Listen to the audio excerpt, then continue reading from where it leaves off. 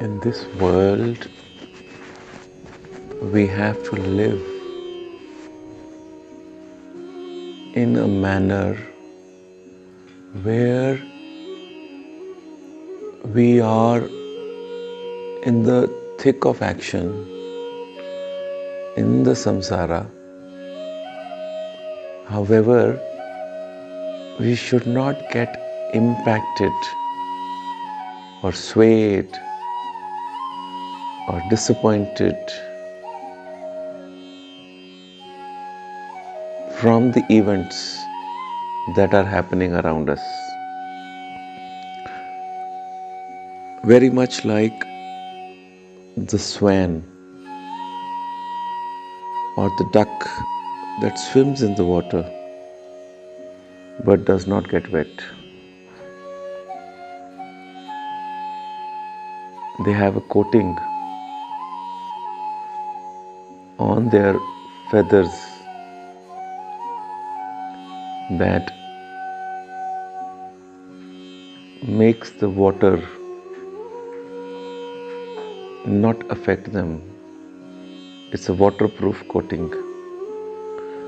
Similarly, we need to have a life-proof coating so that we live in the world but not of this world.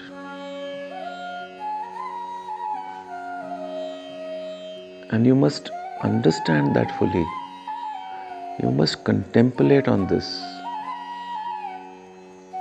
What does it mean to you on a day-to-day basis in daily life? Because if you don't understand, every day at least 100 times you fall into the trap. And I watch all of you. And I watch all of you falling into it. But I can't keep checking at all times. Because it's you who has to develop that awareness. It's not in my hands. I have pointed all this enough and many number of times on numerous occasions. But unless you want it, unless you feel it, the shift is not going to happen. And unless you yearn for it, it won't happen. And the time that you get for yourselves, if you do not spend in your own contemplation, you never get it. All we do, the minute we have a little bit of time, we start lapsing back into the world, into our old memories, into our experiences, and in that banter and in those remembrances, we lapse back into that old world again and we divert ourselves. We may call it entertainment, we may call it light moments. But what we are essentially doing is that we slip back and get drowned in that world again. Not knowingly, it is what pulls us back. Out of bad habit, out of our conditioning, out of our reflex, we keep doing this. And what we focus on, even though jokingly, it grows on us. And we are never are able to develop this Teflon coating that will make us life-proof, that will make us not get affected by anything that's going on, that you can in a crowd withdraw yourself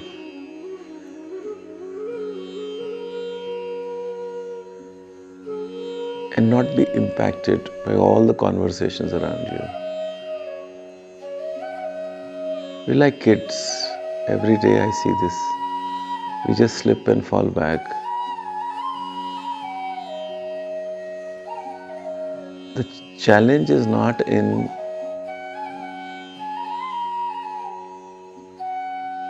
light moments. The challenge is not in becoming light-hearted. In fact, we have to be light-hearted all the moment, all the times, because life is light-hearted. But what is our awareness? The challenge is really in this premature participating in useless banter without having got separated from the emotion of that banter. We're still so involved in this world and the people and our emotions that we get emotionally either sucked into our banter or into the situations and events of our life. We have to withdraw so much from within that we get unaffected like the duck by the water around it. We have to keep withdrawing and focusing on that self till we completely dissociate ourselves from all our past memories, experiences,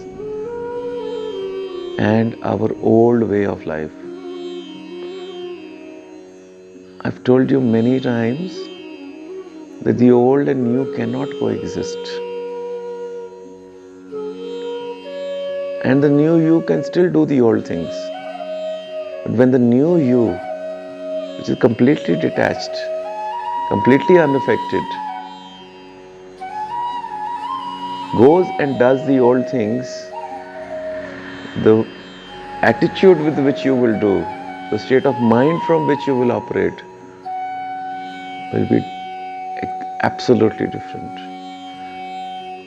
It is not what you do, it is how you do it. What's your state of mind?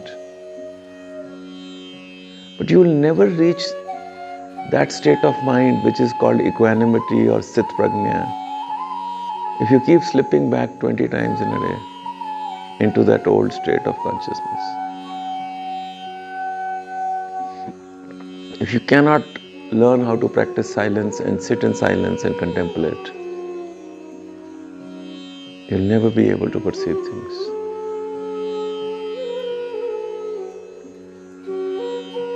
Laughter should come not from old jokes. Laughter should come from the light-heartedness and understanding that this life itself is a joke.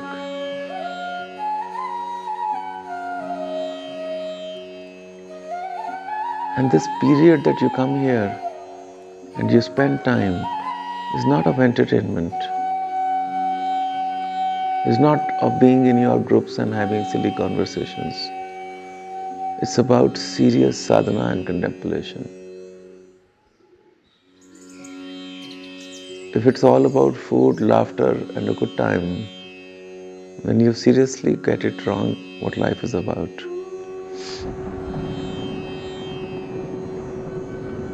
Because the change cannot come in you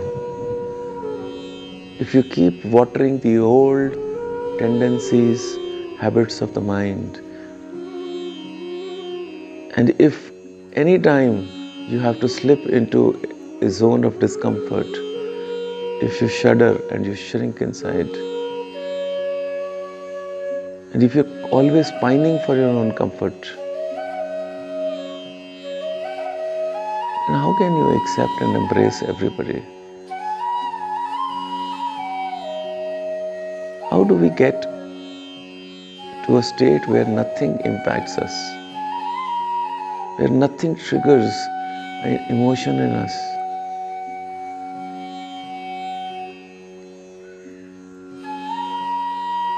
We joke and laugh with each other.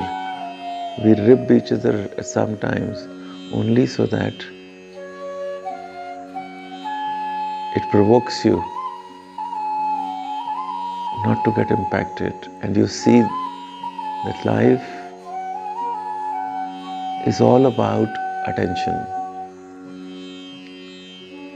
Where your attention is what is going to grow in your life, it's going to manifest. And only when you are completely in that devotion and that awareness at all times will you start observing and picking up things that the consciousness is telling us.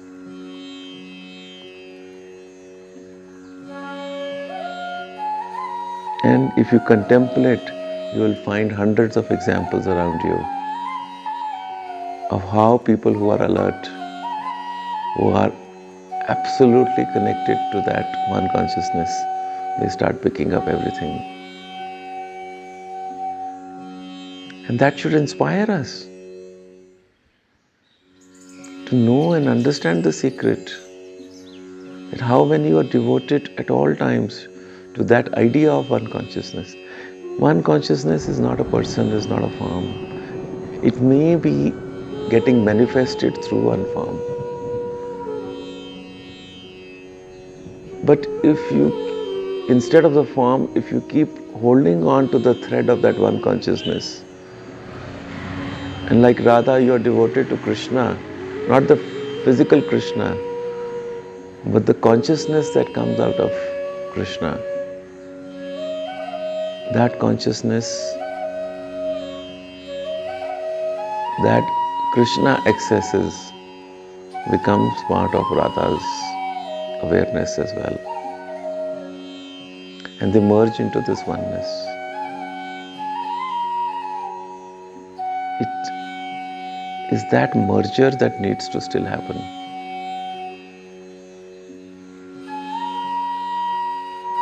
And that is when truly communication becomes silent, without words.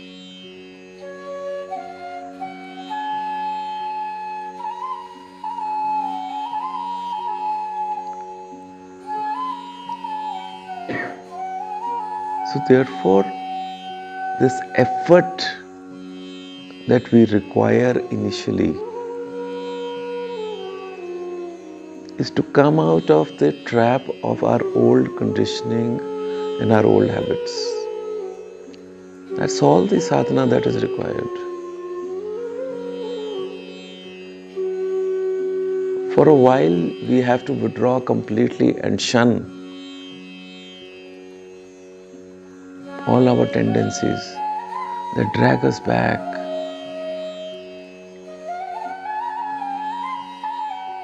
We make progress on one hand, and then every day we withdraw back.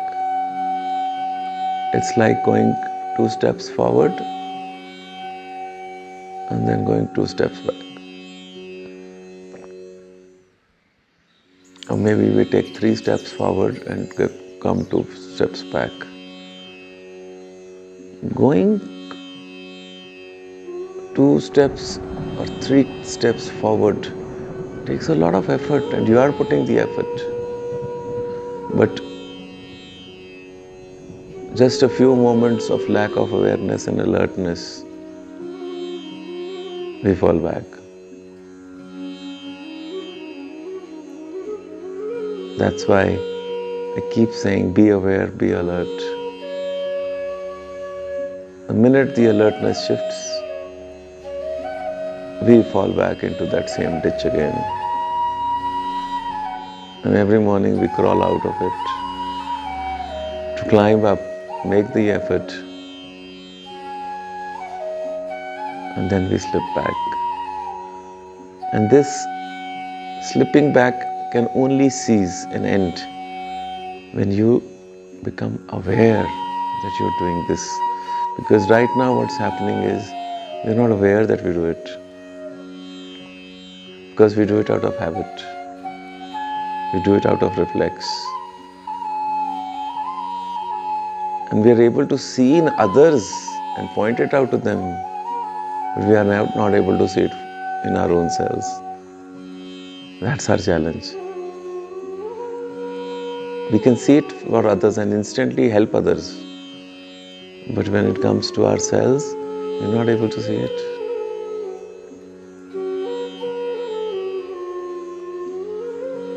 How do you see it for yourselves? Is when you withdraw.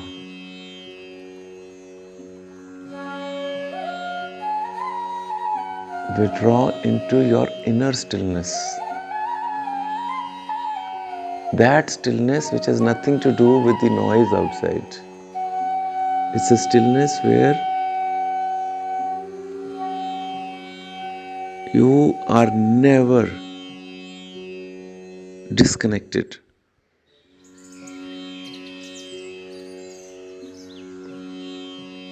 from the consciousness or from that awareness and alertness of your truth. Because your truth and the truth of consciousness is not different. And the minute you can develop that alertness, that doesn't make you slip out.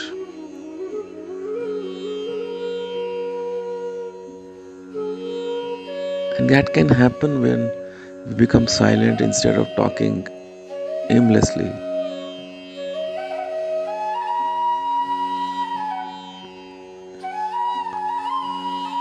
We keep making noise, when silence is required.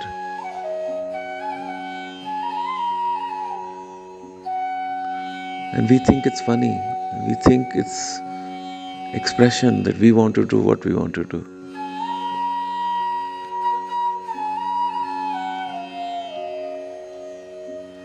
And then all the hard work we've done during the day, we just regress back unknowingly. We don't even know that we've done it. Actually, that's the tragedy.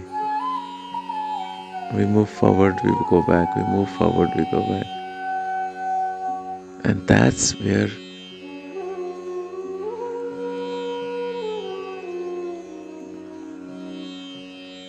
we have to be careful. And that's why I tell you, you have to push yourself into areas where you are not comfortable.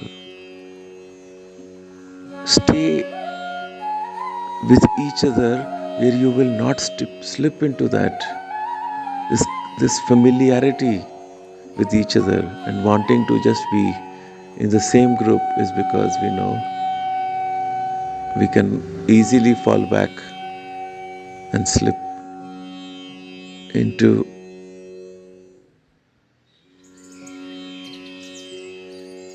our mindless conversations. If it is sadhana that we are interested in, then A, we need devotion. B, we need complete alertness on what your goal is, why you have come into this world, why have you come here, what you want. And let the ball not slip even for a moment.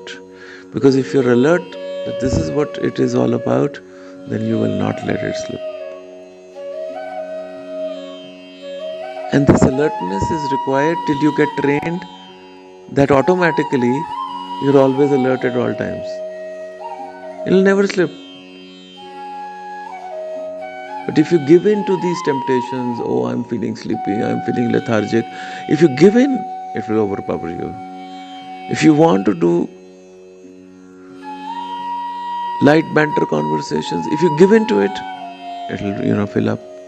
It's like if we give in to our temptations of food, then the consequence will also come. So these are just examples of what happens during the day. The minute you don't give in to something that from within you really want to do, and you control yourself at that time, that self-control releases a very strong energy from within us, which is called willpower, Ichha Shakti. That's why the yogis and saints and sages of the past practiced austerities. Not because they liked it, because they wanted to develop willpower, control over their senses. That's the only reason. Nobody wants to just do it, those austerities. The idea was, can I control myself from all that tempts me? For all that makes me slip back into my patterns coming to us from our past lifetimes in this lifetime. And the minute you keep yourself telling yourself and give yourself an excuse, oh, I am this and I am that, and it's okay, I'm happening, it'll happen. You have at that moment given yourself an escape route. It's up to you. You can keep giving yourself escape routes. You'll never actually come out of it. You have to do one day this jailbreak. It's your own jail and only you have to break it. Nobody can do it for you. But if you do not see the jail and if you do not want to break, the jailbreak won't happen. And if you want to break the jail, you must understand the jail or the prison you are part of, where you are trapped in. Then only you can break it. And that breaking it requires willpower. It requires your ability to control your emotions and control your inner urgings and to see the patterns that you have. And with a strong willpower, you can easily overcome anything that you want, provided you see it, you have a yearning for it, and you really want to do it. Because whatever we want to do, that piece of chocolate that we really want to eat, we do eat it because we really want it.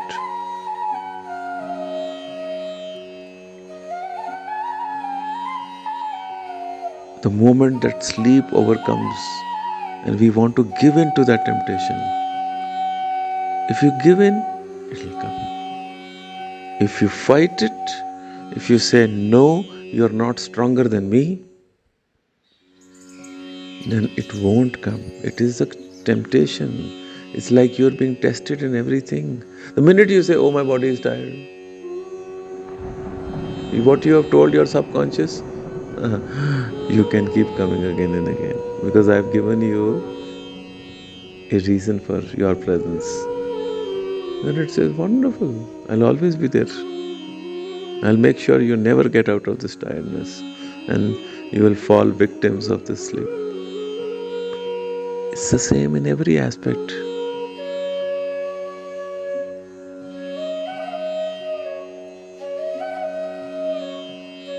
You do not even understand how powerful you are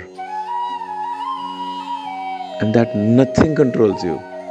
You control everything. You're the most powerful creator of all that's happening, but you make yourself as a powerless child, helpless, giving in to these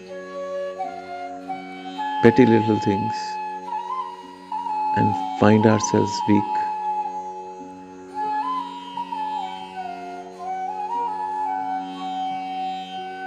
The only weakness is in our mind. And if you understand this, if you contemplate upon it, and if you really want to overcome this, then it can be done in no time. All it needs is the awareness, recognition that it is there, and understanding that I am caught in this, and this yearning that I want to get out of it. And that yearning will release that willpower, that Ichha Shakti. And you can instantly come out of it because you have seen it and how trapped you are. And the minute you have this temptation to fall back, if you don't check it, you remain caught in this. So these are the things that you have to focus on. And this is what you have to be alert upon and take each other's help.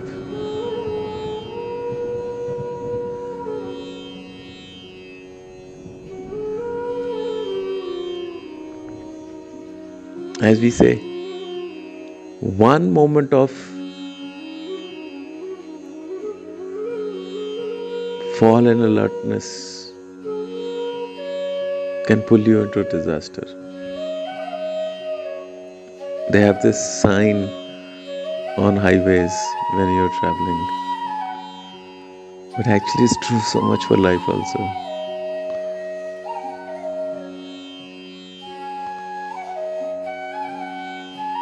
So contemplate. Find every moment where you can withdraw into your silence and look at these small feelings that we have, impulses we have, urgings we have, tendencies we have. Only you can do that for yourself. Because when somebody else points out, you don't like it. When you look at it, then you can see it, recognize it, accept it, and let it go.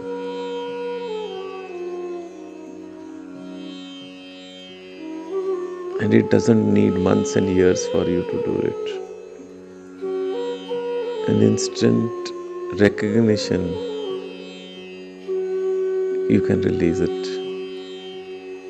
That's how difficult or simple it is. It depends upon how strong you are within. How strong is your urge? So do it. It is there for you. And these 9 nights are so beautiful to do it. Yeah? Samasta loka sukhino bhavantu. Samasta loka sukhino bhavantu. Samasta loka sukhino bhavantu. Om Shanti Shanti Shanti.